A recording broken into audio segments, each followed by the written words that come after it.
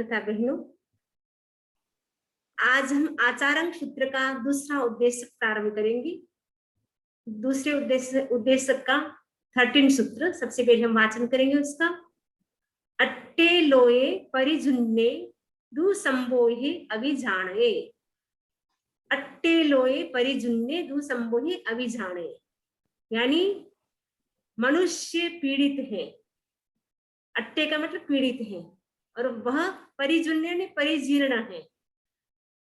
तू संबोहे, वह सत्य को सरलता से समझ नहीं पाता। तू संबोहे का मतलब है जो सत्य बात है उसको वो सरलता से समझ नहीं पाता है, अतः अज्ञानी बना रहता है।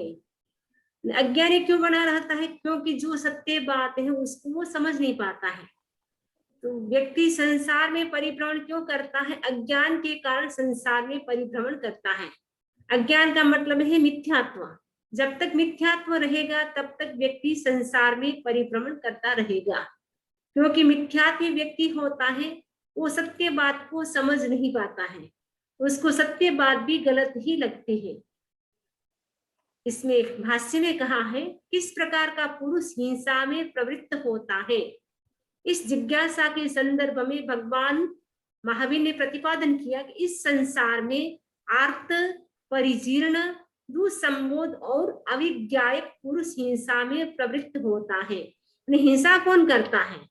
तो भगवान महावीर स्वामी कहते हैं कि आर्त व्यक्ति होता है। आर्त का मतलब होता है जो विषय, कषाय आदि मानसिक दोषों से पीड़ित होता है। उसके भी दो प्रकार हैं। आर्त जो है उसके भी दो प्रकार है, द्रव्य आर्त और भाव आर्त।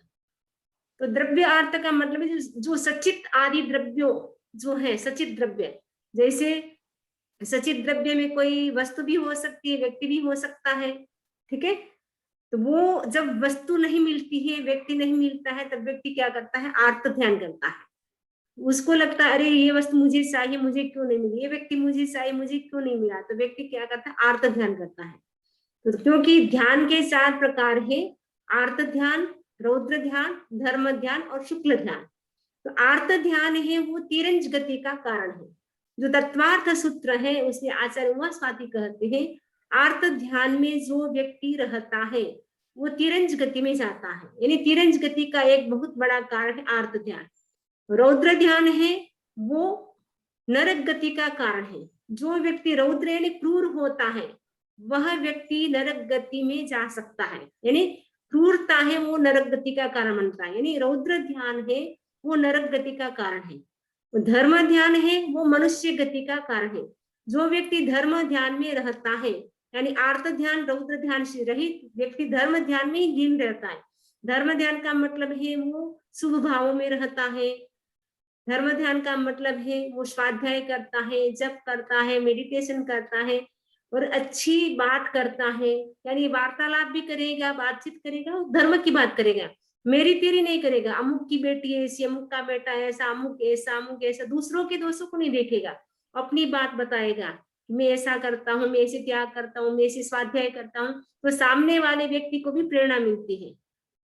तो धर्म ध्यान में व्यक्ति यदि लीन रहता है तो मनुष्य गति को प्राप्त कर सकता है। वापस कल बहने पूछ रही थी मनुष्य में कैसे जा सकते हैं, तो मनुष्य गति में जाने का एक कारण धर्म ध्यान, यानी आप धर्म ध्यान में रहे।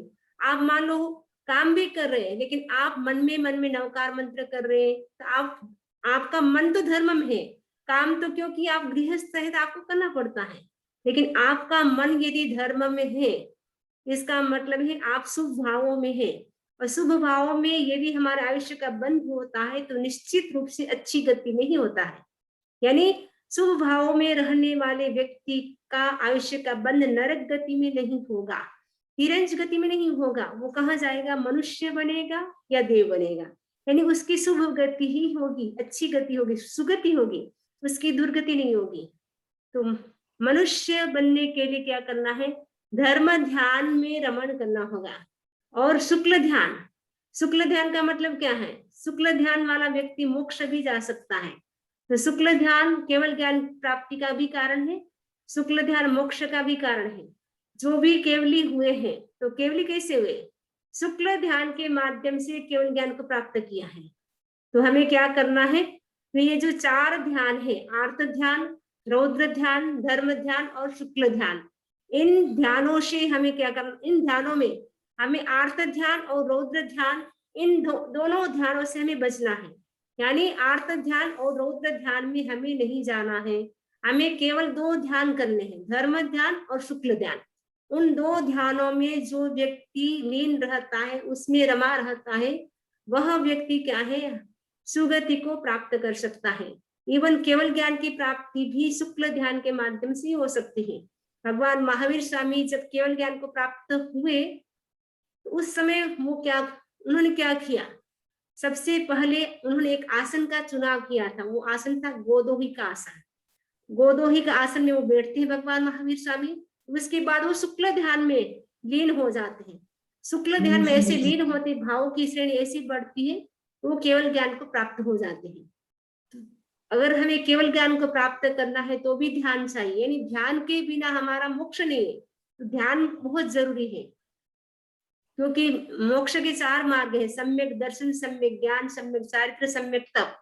उसमें ध्यान नहीं है, लेकिन केवल ज्ञान की प्राप्ति के लिए ध्यान जरूरी है, क्योंकि ध्यान से ही हमारे विचारों की शुद्धि होती है। एकाग्रता ध्यान के माध्यम से आती है, क्योंकि जब तक हम ध्यान नहीं करते तब तक हमारा मन इधर उधर घूमता रहता है। इसमें कहा गया कि जो व्यक्ति आर्त होता है, आर्त यानी जो व्यक्ति आर्त ध्यान में रहता है, वह व्यक्ति क्या करता है, हिंसा करता है। दूसरी बात बताई परिजीर्ण। परिजीर्ण का मतलब होता है जो अभावग्रस्त होता है, अर्थात पदार्थ को पाने की अभिलाषा रखता हुआ भी उससे वंचित रहने वाला।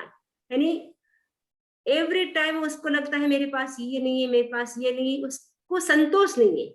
इसीलिए कहा जाता है संतोषी नर सदा सुखी। जो व्यक्ति संतोषी होता है वो हमेशा सुखी रहता है। जिसको हमेशा इच्छाएं आगे से आगे बढ़ती रहती है, सब कुछ होते हुए भी उनको ये लगता है मेरे पास ये नहीं है, मेरे पास ये नहीं है। व्यक्ति को अभाव का महसूस हो, वो व्यक्ति क्या करता है, और अधिक पाने के लिए हिंसा करता है। तो हिंसा कौन करता है, पहला कारण बताया भगवान महावीर, आर्त व्यक्ति हिंसा करता है।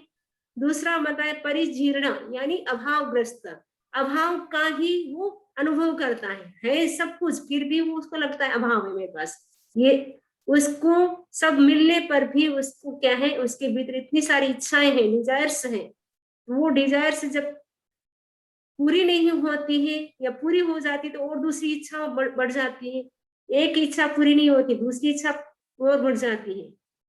व्यक्ति क्या करता है, इच्छा को पूरी करता है, फिर दूसरी इच्छा और बढ़ जाती है, फिर तीसरी इच्छा बढ़ जाती है, ऐसे करते आगे से आगे इच्छाओं का कभी अंत नहीं होता है। इसीलिए भगवान महावीर कहते हैं इच्छाओं आकाश समान अनंत है। इच्छाएं हैं वो आकाश के समान अनंत है।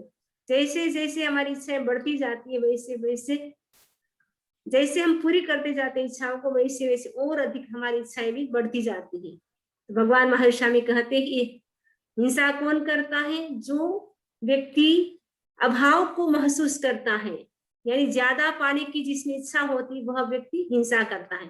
तीसरी बात बताई दुसंबोध। दुसंबोध का मतलब है सैकड़ों प्रयत्न करने पर भी बोध को प्राप्त नहीं होता है। कितनी बार उनको समझा ले, लेकिन उसको जो धर्म की बात है, भगवान की वाणी है, उसको समझ में ही नहीं आती, तो वह व्यक्ति क्या करता है, हिंसा करता है। चौथी बात बताई कि अविज्ञायक। अविज्ञायक यानी जो तत्व से अनभिज्ञ है, यानी जिसको तत्व की जानकारी नहीं है, वह व्यक्ति हिंसा करता है। तो हिंसा के ये 4 कारण बताए। हिंसा कौन करता है, आर्त व्यक्ति करता है। दूसरी बात बताई कि अभावग्रस्त अर्थात पदार्थ को पाने की जिसमें ज्यादा इच्छा है, वह व्यक्ति हिंसा करता है। तीसरी बात बताई दुसंबोध, यानी जिसको कितनी बार समझाए उसके बावजूद भी वो समझ नहीं पाता है, वह व्यक्ति हिंसा करता है। और चौथी बात बताई जो तत्व से अनभिज्ञ है।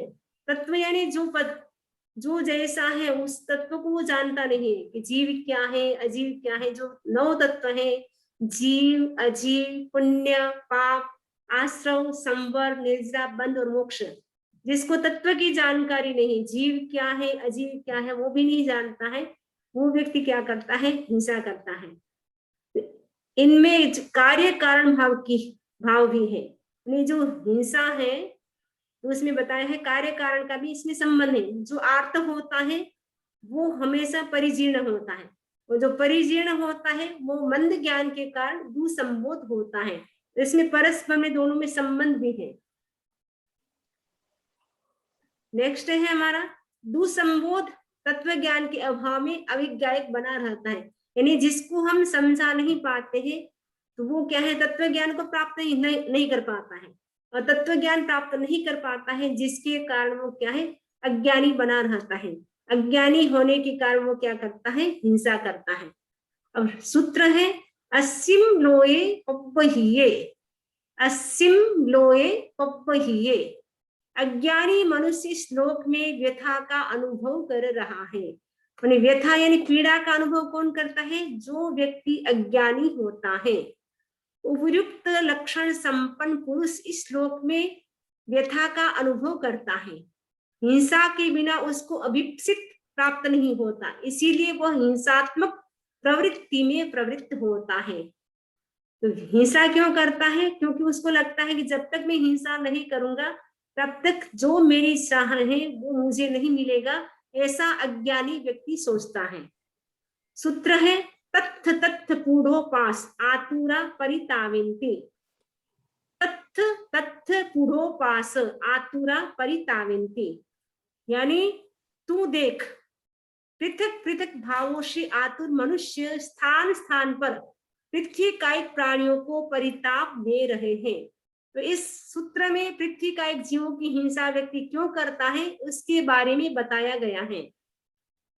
कि पृथ्वी कायिक जीवों की स्थान स्थान पर जीव व्यक्ति क्या करता है, हिंसा करता है। तो भगवान शिष्य को संबोधित कर कहते हैं तू स्वयं देख, आर्त परिजीर्ण आदि भिन्न भिन्न भावों से आतुर पुरुष ही गृह आदि के निमित्त अनेक कार्य करते हुए हिंसा में प्रवृत्त होते हैं। यानी घर जो बनाते हैं उसमें भी क्या है, कितने सारे पृथ्वी का एक जीवों की हिंसा होती है। तो व्यक्ति हिंसा कौन करता है, बताया कि आर्त परिजीर्ण आदि अनेक जो भाव होते व्यक्ति के भीतर, वो व्यक्ति क्या करता है, उन निमित्तों से अनेक कार्य करते हुए हिंसा में प्रवृत्त होते हैं। मृत्यु के भय से आतुर मनुष्य एक जीव का जीवन दूसरे जीव पर आश्रित है, यह मानकर पृथ्वी का एक जीवों को परिताप देते हैं।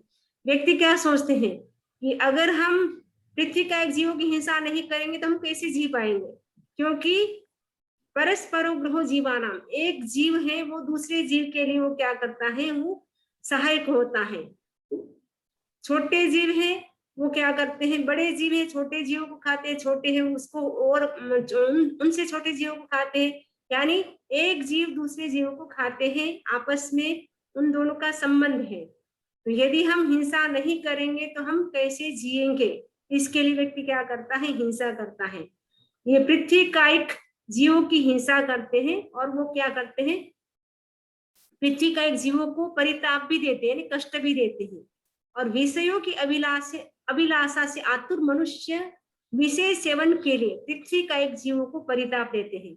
यानी पृथ्वी कायिक जीवों को क्यों कष्ट देते हैं, क्योंकि उनके भीतर विषय भोगने की इच्छा होती है। तो 5 इंद्रियों के जो विषय है उनकी इच्छा होती है भोगने के लिए, तब व्यक्ति क्या करता है, पृथ्वी कायिक जीवों को वो परिताप देते हैं, यानी कष्ट देते हैं।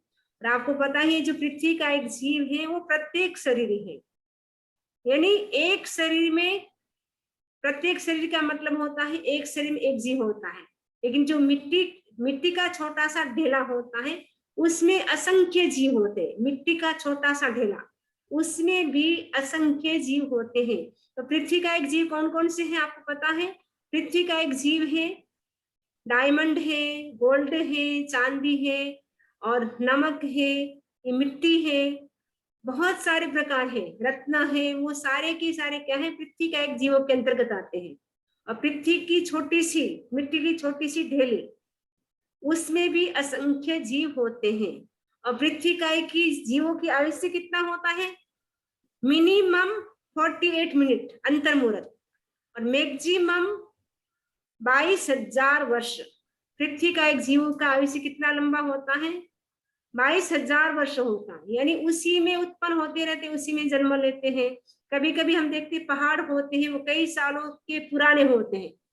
इससे सिद्ध होता है कि जो पृथ्वी का एक जीव होते हैं उनकी मैक्सिमम उम्र होती है 22,000 वर्ष, 22,000 साग्रोपम, नहीं साग्रोपम नहीं, सॉरी, 22,000 वर्ष की होती है। तो पृथ्वी का एक जीव की इतनी उम्र होती है। और आगे बता रहे हैं, संति पाणा कुडोशिया, पृथ्वी का एक प्राणी पृथक पृथक शरीरों में आश्रित है। पृथक पृथक यानी अलग अलग शरीरों में। ऐसे मिट्टी का ढेला एक है, छोटा सा ढेला, उसमें असंख्य जीव है, लेकिन असंख्य जीव होते हुए भी सबके शरीर अपने अपने, तेजस और कार्बन शरीर जो होता है सबके स्वतंत्र है।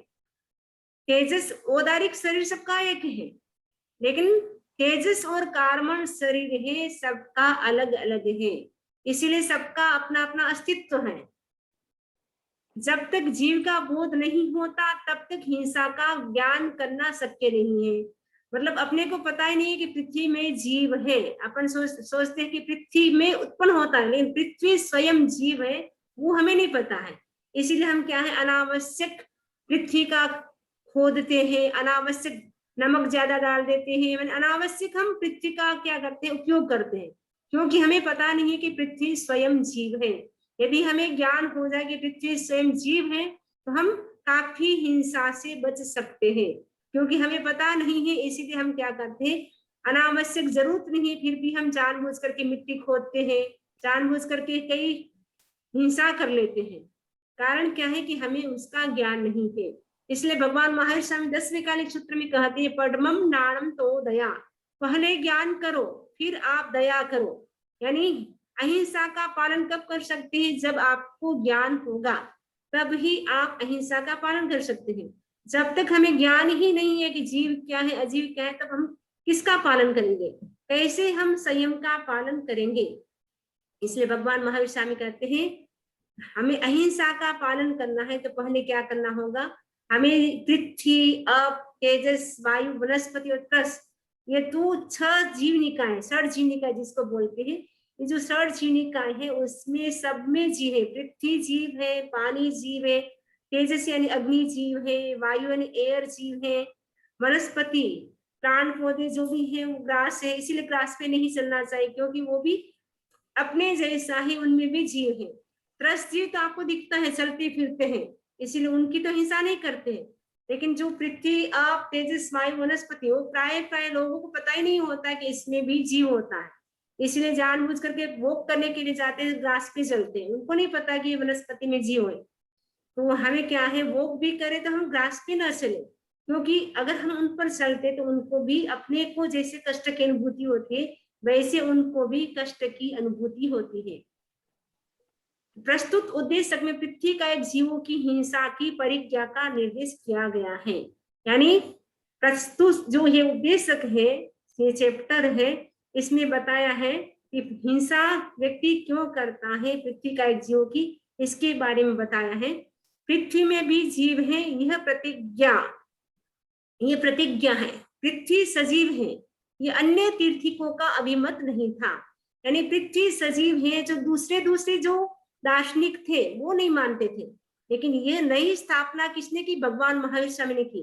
भगवान महावीर स्वामी से पहले जो भी दूसरे दार्शनिक थे वो पृथ्वी में जीव है ऐसे कहते थे, लेकिन पृथ्वी स्वयं जीव है ऐसा नहीं मानते थे। ऐसी स्थापना किसने की, भगवान महावीर स्वामी ने की। ये भगवान महावीर स्वामी का नया सिद्धांत है, ये नई परूपणा है, नई स्थापना है कि पृथ्वी स्वयं जीव है। दूसरे दर्शन तो बोलते पृथ्वी में जीव है, लेकिन भगवान महावीर स्वामी कहते पृथ्वी स्वयं जीव है।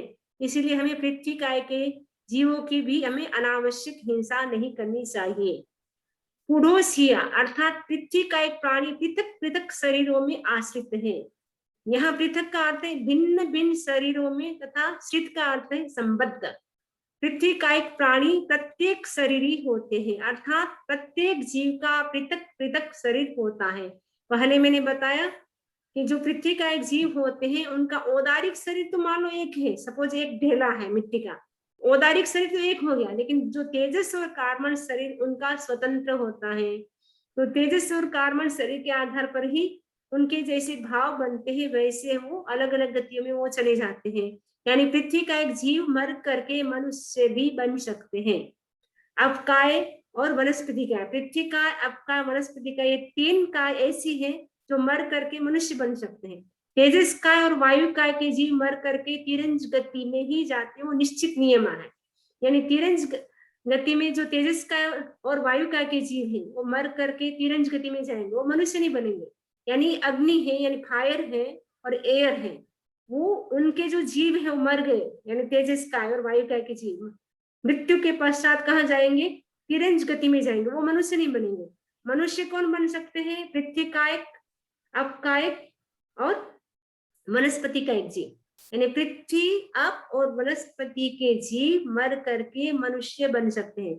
और कहा जाता है वनस्पति में तो कितने सारे ऐसे जीव हैं जो एकावतारी हैं, यानी वनस्पति से निकलने के बाद मनुष्य बनेंगे और सीधे मोक्ष जाएंगे। कितने ऐसे प्लांट पौधे हैं, उसमें कितने ऐसे जीव हैं एकावतारी, यानी एक भाव लेने के बाद, यानी वनस्पति से निकल के वो सीधे मनुष्य बनेंगे और सीधे वहां से वो मोक्ष चले जाएंगे। मनुष्य बनने के बाद दीक्षा लेके वो मोक्ष चले जाएंगे।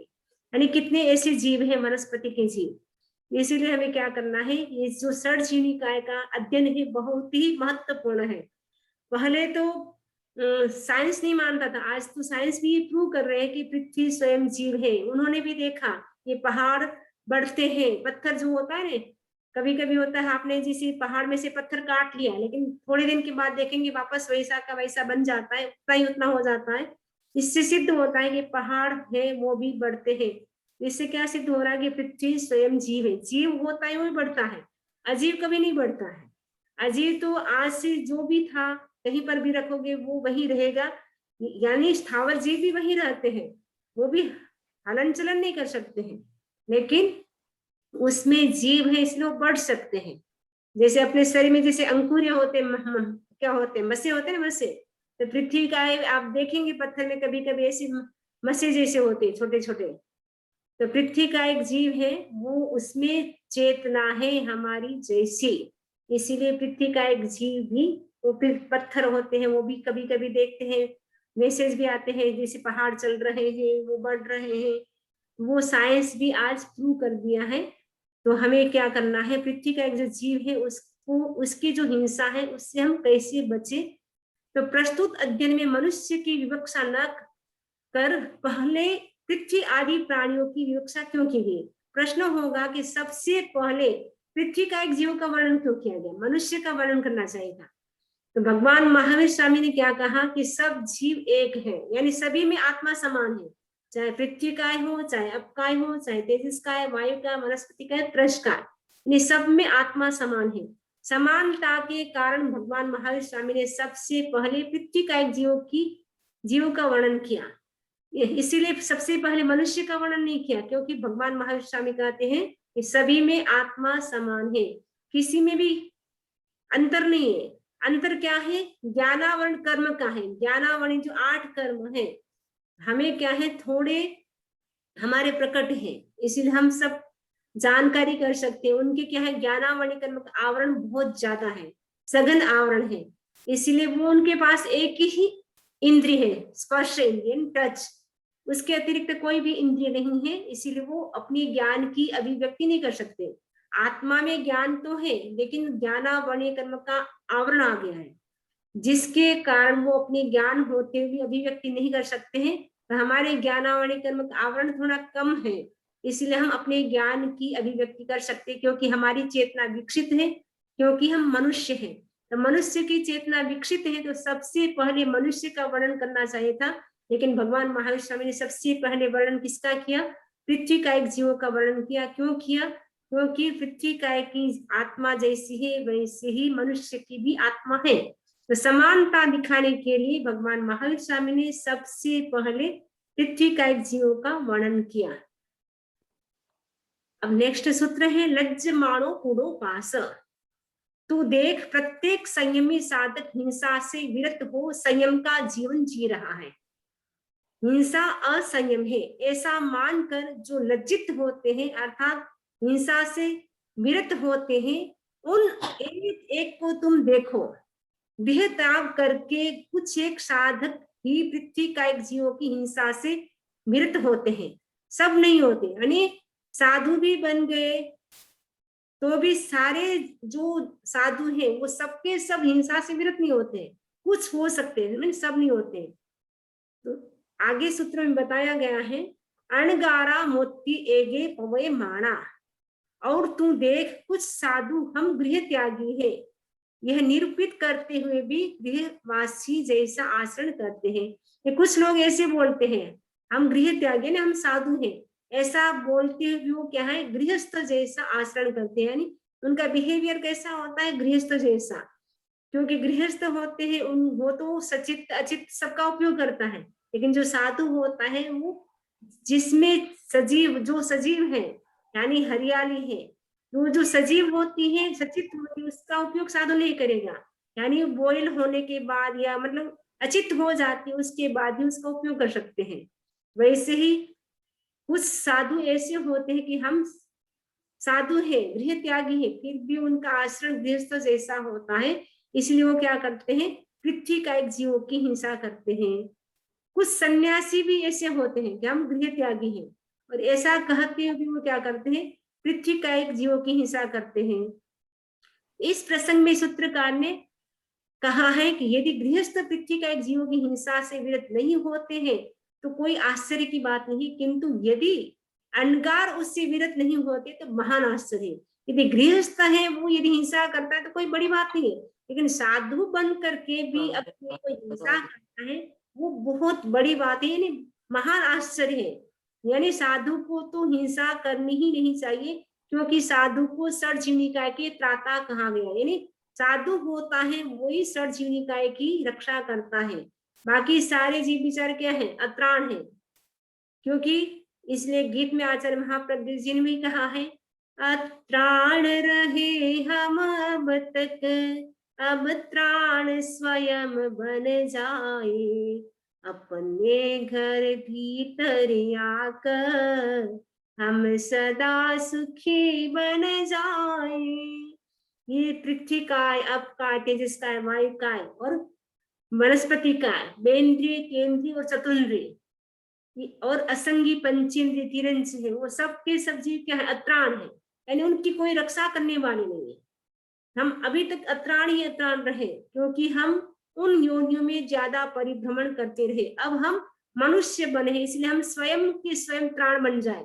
अब हमें जरूरत नहीं है, हम खुद ही खुद की रक्षा कर सकते हैं। क्योंकि बेचारा अब छोटे मोटे जो कीड़े निकलते हैं उनकी कौन रक्षा करते हैं, कोई लोग होते जैसे ही देखते हैं फट से उनको मार देते हैं, तो बेचारे अत्राण है तो वो खुद की रक्षा नहीं कर पाते हैं। तो लेकिन हम तो अब मनुष्य बन गए हैं, अब हम अपनी रक्षा कर सकते हैं कि हम कैसे बच सकते हैं। इसीलिए हमें क्या करना है कि अनावश्यक पृथ्वी का एक जीव की जो है हिंसा नहीं करना है। अगर साधु हिंसा करता है तो वो साधु कहलाने का अधिकारी नहीं है, क्योंकि साधु को सर्वजीवनिकाय की हिंसा नहीं करनी होती है। नेक्स्ट सूत्र है, जमीणम विरुरुवेहिं तथ्यहिं पूर्वी कम्म समारंभेणम पूर्वी सत्थम समारंभे माणे अन्ये मणेगरुवे पाणे विहिंसन्ते। इसका अर्थ है, वह नाना प्रकार के शस्त्रों से पृथ्वी संबंधी क्रिया में व्यापृत होकर पृथ्वी कायिक जीवों की हिंसा करता है। वह केवल उन पृथ्वी कायिक जीवों की ही हिंसा नहीं करता, किंतु नाना प्रकार के अन्य जीवों की भी हिंसा करता है। यानी जो साधु है, साधु के वेश में है, फिर भी वो क्या करता है, पृथ्वी कायिक जीवों की हिंसा करता है। केवल पृथ्वी कायिक जीवों की हिंसा नहीं करता है, लेकिन उसके आश्रित बहुत सारे जो जीव होते हैं उसकी भी वो हिंसा करता है। अब भाष्य में बताया है, आचार्य महाप्रज्ञ जी बता रहे हैं, जो नाना प्रकार के शस्त्रों से पृथ्वी का एक जीव का समारंभ करता है और पृथ्वी के जीवों की हिंसा करता हुआ पृथ्वी के आश्रित अन्य जीवों की भी हिंसा करता है। तो कैसे करता है बताया है, पृथ्वी काय की हिंसा करता हुआ मनुष्य उसकी आश्रित अनेक प्रकार के चाक्षुष यानी दृश्य, यानी कुछ जीव ऐसे होते हमें दिखाई देते हैं, अचाक्षुष यानी कुछ जीव ऐसे होते जो हमें दिखाई नहीं देते, ऐसे छोटे छोटे जीव होते हैं, रस और स्थावर प्राणियों की हिंसा करते हैं। त्रस का मतलब है बेंद्रिय, तेंद्रिय, चतुर्न्द्रिय, पंचेंद्रिय। और स्थावर का मतलब है पृथ्वी का, अब का, तेजस का, वायु का, वनस्पति का। तो इनकी भी वो क्या करता है, हिंसा करता है। जिससे हिंसा की जाती है वह शस्त्र है। और शस्त्र किसे कहते हैं, जिससे जिसकी हिंसा हो, जिसके लिए जो मारक हो, उसके लिए वो शस्त्र हो जाता है। तो पृथ्वी के संदर्भ में बताया है कि पृथ्वी के शस्त्र कौन कौन हो सकते हैं। पृथ्वी के शस्त्र हल, कुदाली, फावड़ा आदि उसके लिए शस्त्र है, क्योंकि हल से पृथ्वी को खोदते हैं, कुदाली से खोदते हैं, फावड़ा होता है उससे भी खोदते हैं, तो वो उसके लिए वो शस्त्र हो गया, क्योंकि उससे क्या है, खोदने से पृथ्वी का के जो जीव थे उसकी मृत्यु हो जाती है। तो पृथ्वी कर्म अर्थात पृथ्वी विषय क्रिया, खोदना अथवा कुरेदना। कुरेदते, कभी कभी कोई मिट्टी कुरेदते हैं, खोदते हैं, तो उससे क्या होती है, पृथ्वी का एक जीवों की हिंसा होती है। उसका समारंभ अर्थात खोदने का प्रयोग करना, पृथ्वी कर्म समारंभ का संयुक्त अर्थ है पृथ्वी को खोदने आदि की प्रवृत्ति करना। पृथ्वी शस्त्र, इस शब्द का विग्रह दो प्रकार के होता है। पृथ्वी ही शस्त्र है, वह पृथ्वी शस्त्र है। उसका समारंभ अर्थात हिंसा। पृथ्वी का शस्त्र पृथ्वी शस्त्र है, उसका समारंभ अर्थात प्रयोग। यह शस्त्र पद विमर्शनीय है। शस्त्र दो प्रकार का होता है, द्रव्य शस्त्र और भाव शस्त्र।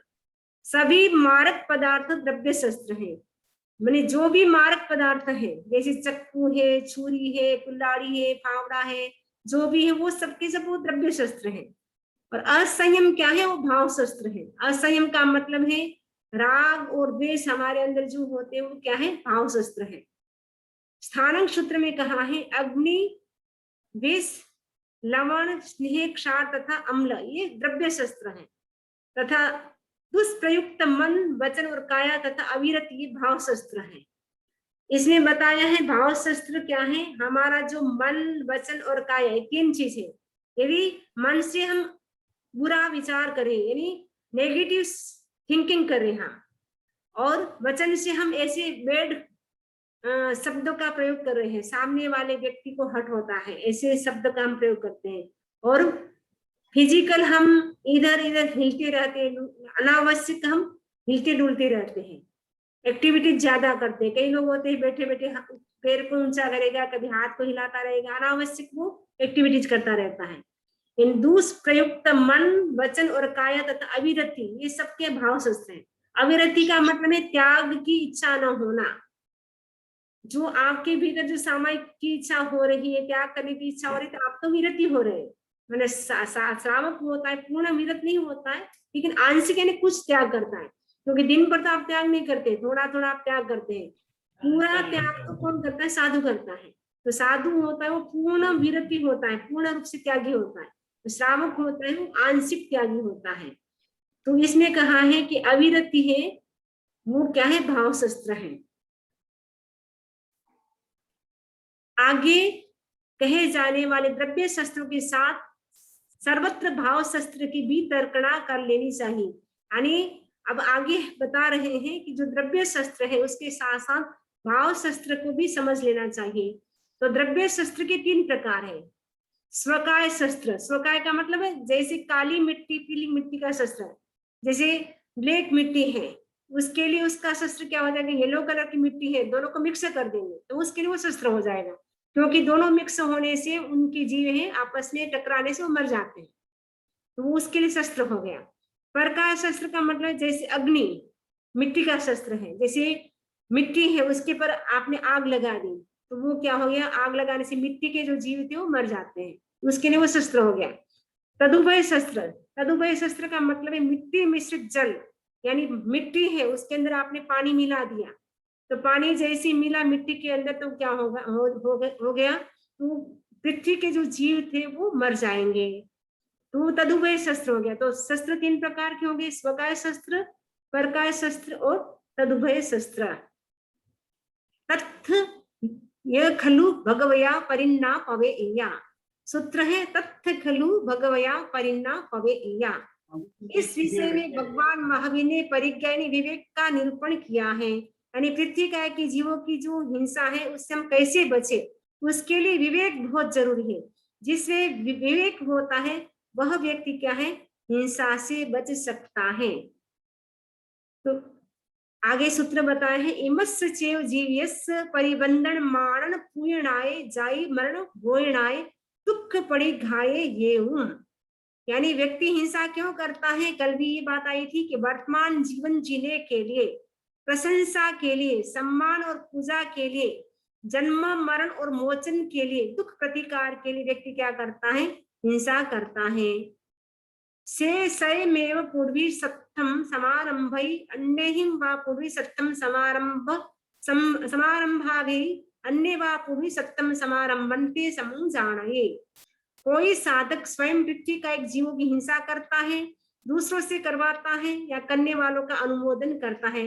कुछ ऐसे होते हैं व्यक्ति स्वयं भी करता है, दूसरों से भी करवाता है, अगर कोई हिंसा करता है उसको भी उसका भी अनुमोदन करता है। हाँ, तुमने बहुत अच्छा किया, बहुत अच्छी मिट्टी खोदी, बहुत अच्छा तुमने ऐसा किया, उससे भी क्या है? अनुमोदन करता है, उसमें भी उतना ही पाप लगता है। करना, कराना, अनुमोदन करना। कोई धार्मिक प्रवृत्ति है, वो आप जैसे सपोज ये नीता जी है, खुद भी आचार्य सूत्र सुन रहे और आपको भी प्रेरित किया, तो वो उसकी अनुमोदना की, तो उसमें भी उनको लाभ हो गया। उसमें वो धार्मिक अनुष्ठान की अनुमोदना करते हैं तो शुभ कार्य हो गया। यदि पापकारी प्रवृत्ति है तो उसका अनुमोदन करते हैं तो उससे क्या है? पाप कर्म का बंध होता है। तो हमें क्या करना है? पुण्य के लिए नहीं, हमारा लक्ष्य होना चाहिए कि हमारी आत्मा की शुद्धि कैसे हो, उसके लिए हमें काम करना है। तो आपने अनुमोदना की, इससे क्या हो रही? सबकी आत्मा की शुद्धि हो रही है। क्योंकि जितनी देर तक आप सुनते हैं सूत्र को, यदि आपको सूत्र समझ में भी नहीं आता है, केवल सुनते हैं, उससे भी कितना लाभ होता है। भगवान महर्षि स्वामी ने कहा है कि जो व्यक्ति सूत्र सुनता है, भगवान की वाणी को सुनता है, ये जो आगम है आचार्य सूत्र, भगवान की वाणी है, उसको जो सुनता है वह व्यक्ति कभी भी कानों से बहरा नहीं होता है, आंखों से अंधा नहीं होता है, वह कभी गूंगा नहीं होता है। इतना बड़ा महत्व है आगम का। इसीलिए हमें आगम है, अगर हमारे घर में भी आगम होता है, अगर आपको सपोज आगम आप पढ़ नहीं सकते हैं, समझ में नहीं आता है, लेकिन आप अपने घर में भी आगम रखते हैं, उससे भी हमारे घर में कोई तांत्रिक विद्या का प्रयोग नहीं कर सकते। यानी कोई मेली विद्या होती है, कोई होते हैं ना तंत्र मंत्र टोटके वोटके करते रहते हैं, यदि आपके घर में आगम है तो उसके प्रभाव से वो तंत्र मंत्र की विद्या होती है वो भी फेल हो जाती है। आगम का इतना प्रभाव होता है, यदि हम उसको करेंगे, सुनेंगे तो कितना लाभ होगा।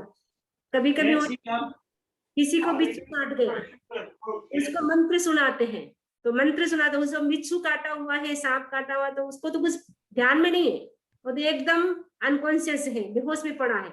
लेकिन मंत्र सुनाते हैं तो मंत्र का प्रभाव होता है कि नहीं, उसके मंत्र सुना उसके प्रभाव से उसका पॉइजन होता है, वो निकल जाता है।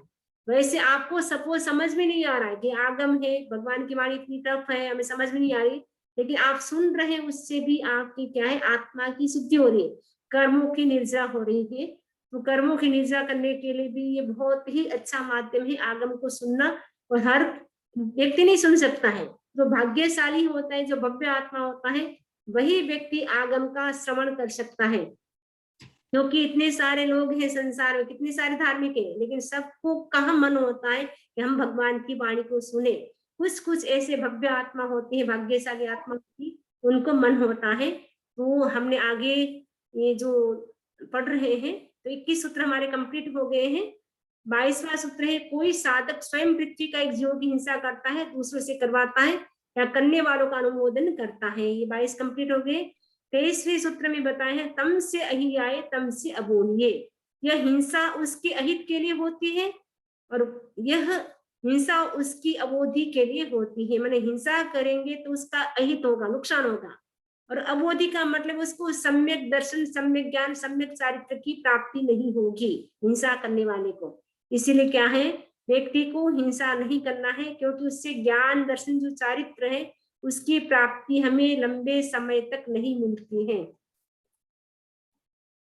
सेतम समुज्जमाणे आयानियम समुत्थाये।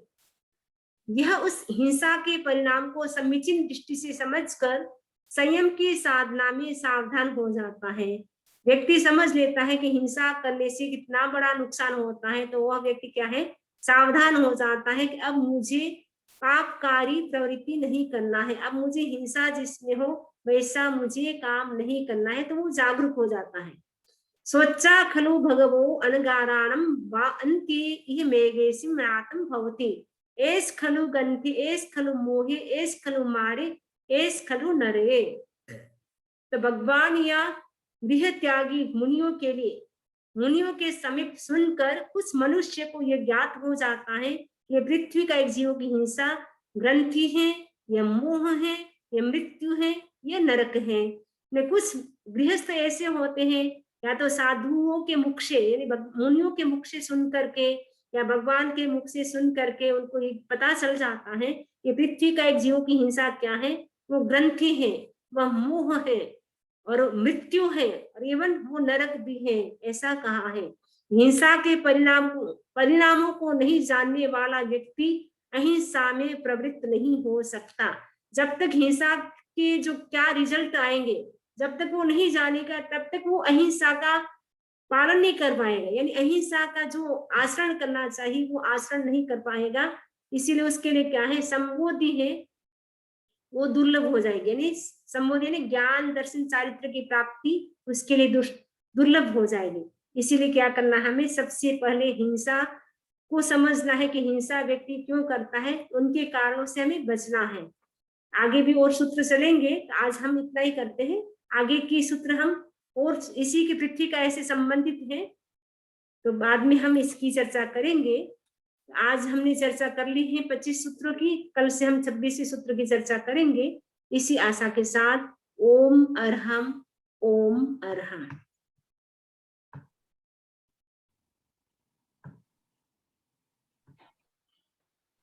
वंदना